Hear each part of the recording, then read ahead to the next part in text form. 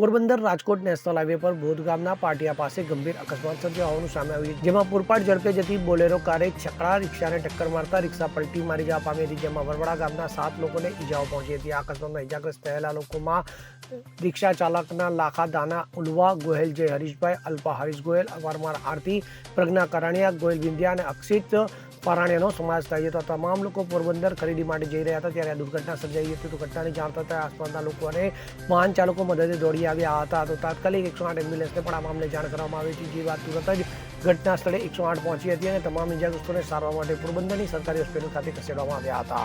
તો પોલીસે ઘટના સ્થળની મુલાકાત લીધી હતી અને અકસ્માત સર્જીને ફરાર થઈ ગયેલા બોલેરો ચાલકને શોધખોળ હાથ ધરી હતી। Bureau report CN24 news. હવે જુઓ દેશ દુનિયાની તમામ ખબરો તમારી આંગળીના ટેરવે। ઉઠાવો મોબાઈલ અને Google Play Store પરથી ડાઉનલોડ કરો અમારી CN24 ન્યૂઝ મોબાઈલ એપ।